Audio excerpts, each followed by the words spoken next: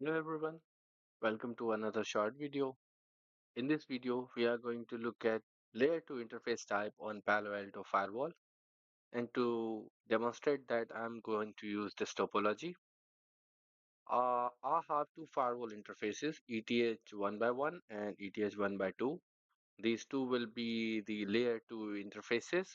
And I have two VPCs which are connected to them along with respective IP addresses written on top of them. And we aim to establish a communication between VPC4 and VPC5 using the layer 2 interfaces on the Palo Alto. Let's jump onto the firewall. So to configure the interface, we have to go under network and then interfaces. Let's take our first interface, ETH 1 by 1. Just need to click on the interface. Select layer 2. We need to put that in a VLAN. And let's name the VLAN as sales. Okay, and then I'm going to put it in a zone. The zone will be of layer 2 type. Let's call it sales zone.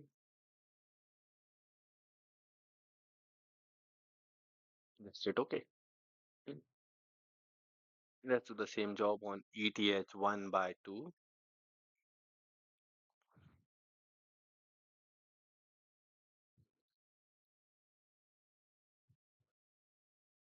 I'm going to put it in the same VLAN in the same zone. So these two interfaces are in the same security zone. So the traffic between them will be intra-zone traffic, and they have the same VLAN. So we already have a default policy for the intrazone traffic. You can see intrazone, any, allow, but this does not log the traffic. So let's create a new policy so that we can see the logs for the traffic, sales to sales. And I'm gonna keep it intrazone source. I'm gonna select sales zone. If you select the intrazone here, sorry, yeah, rule type intrazone, then the destination will be grayed out after you select the sales zone because it should be same. Application, any application default here, allow the session attend, hit OK. And now let's commit the changes. So while the commit is happening, what is layer 2 interface type in Palo Alto? So a layer 2 interface type, on a layer 2 interface type, Palo Alto works like a switch. Okay, so it behaves like a switch and performs switching on this interface. So it routes the traffic based on layer 2 MAC addresses.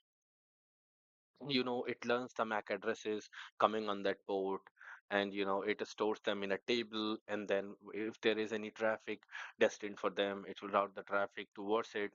But it applies the policies whatever we write here, so that traffic only compliant with the policies passed.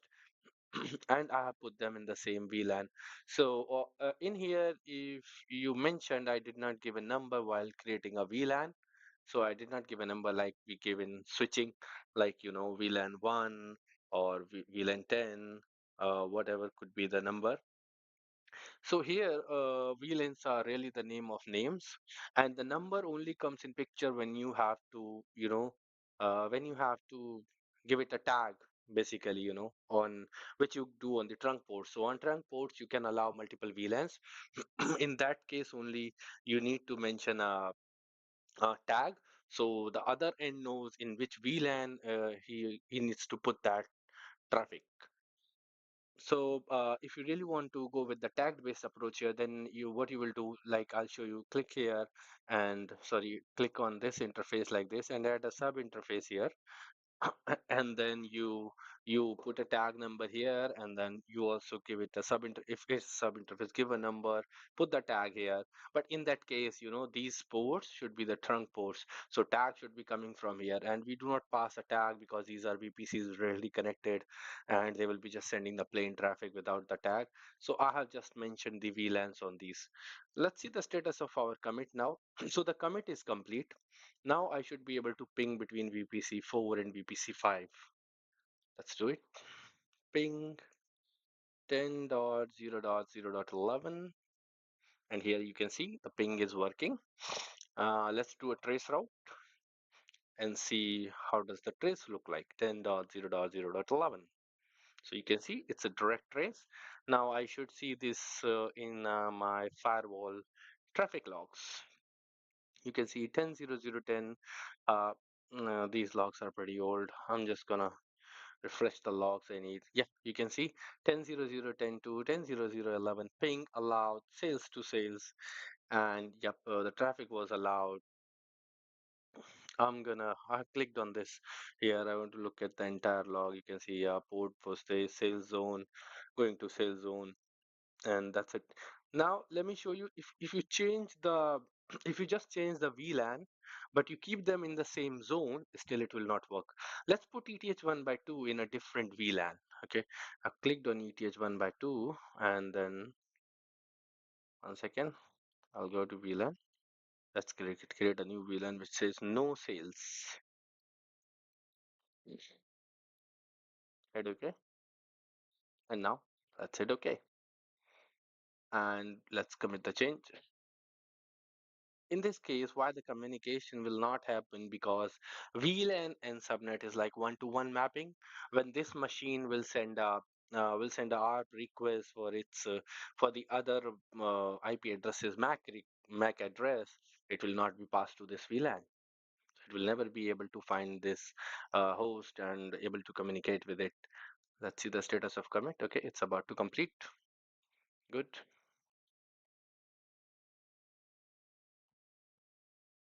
Even if the rule allows, but still firewall will not let it communicate because they are in different VLANs as per firewall, and firewall works like a switch. So yep, let's see what happens if we try to ping now.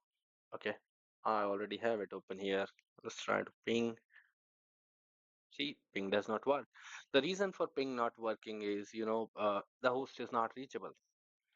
It cannot find the MAC address of the other host. Okay, now let's put them in same VLAN back again.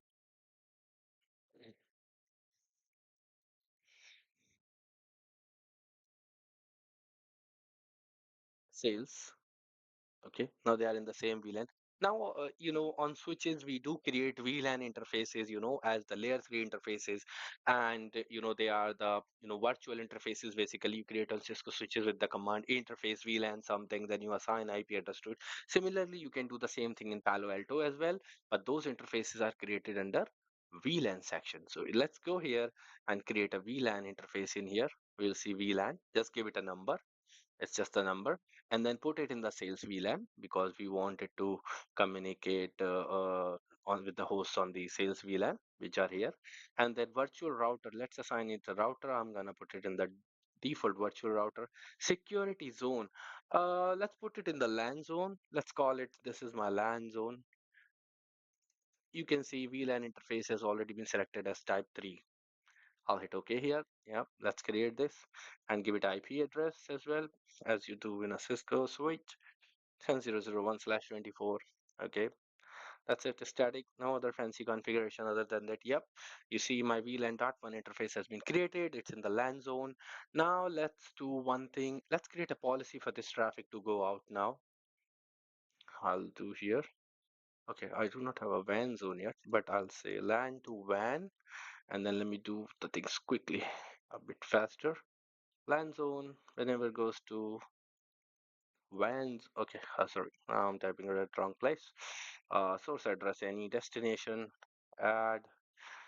Okay, I need to create another zone which I haven't created yet. So I'll cancel it here. I need to first configure a WAN interface. So let's, as per the topology, I'll make ETH1 by 3 as my WAN. I'll hit here. I'll be quick with it because I want to, show you the internet communication from this layer 3.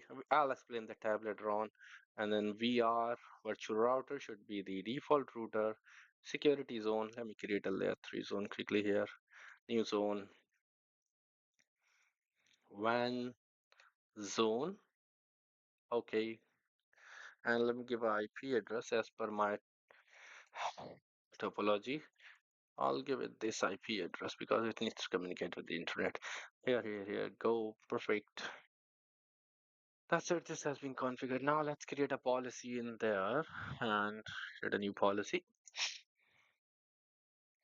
I'll say LAN to WAN, and that's it. I'm gonna keep it interzone, different zones basically, and then you go LAN zone to WAN zone, LAN zone to WAN zone, all applications, all service URL categories, actions allow, log the session attend.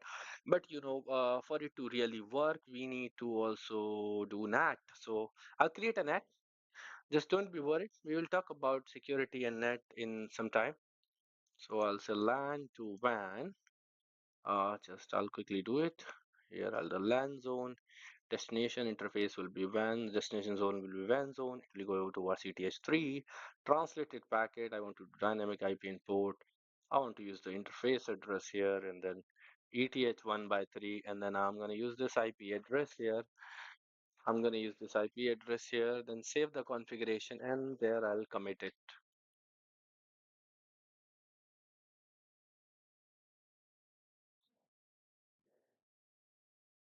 Okay, now my commit is in progress. Once this commit is complete, I should be able to ping google.com from this VPC. So let me show you the IP address configuration on this VPC, which connects to a layer 2 type piece of Palo. This interface is layer 2 type, and there is a virtual interface on this firewall known as VLAN. Let me show you the IP address configuration of this VPC. Till then, you can see, yep, it has this IP. This is the gateway which I assigned to our VLAN interface. This is the DNS IP address on it.